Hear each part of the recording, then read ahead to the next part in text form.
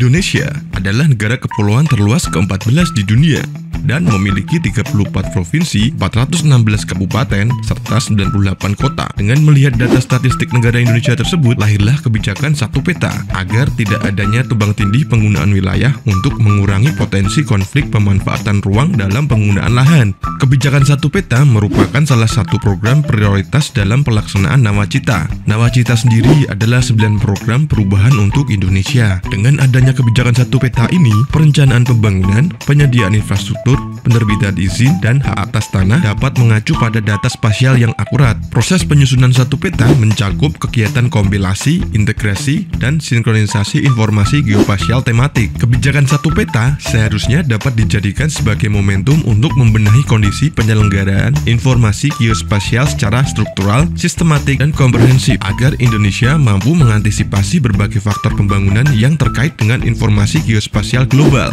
Beberapa manfaat kebijakan satu peta diantaranya kemudahan dan kepastian dalam berusaha maupun berinvestasi. Dengan adanya kebijakan satu peta, maka akan tercapainya peningkatan efisiensi dan kepastian perolehan kemudahan dalam perizinan, serta mampu meningkatkan kemudahan dalam mendukung iklim investasi untuk pertumbuhan bisnis. Dapat terwujudnya implementasi kebijakan pertumbuhan dan pemerataan ekonomi yang efektif dan tepat sasaran.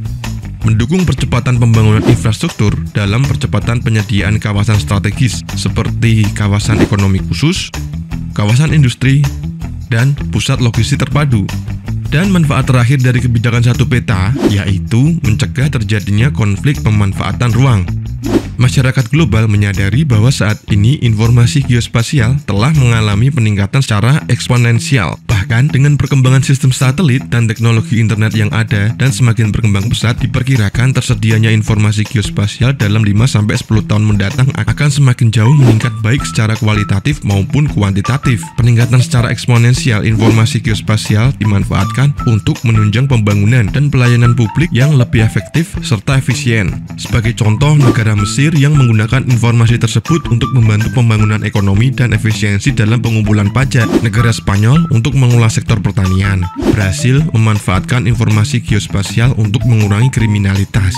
Nah, untuk itu, kebijakan satu peta sangat penting sekali penerapannya dalam suatu negara. Mari kita dukung upaya pemerintah Indonesia untuk mendorong kesuksesan kebijakan satu peta dalam upayanya memajukan negeri demi tercapainya pembangunan nasional yang merata di seluruh negeri. Salam sukses kebijakan satu peta untuk negeri.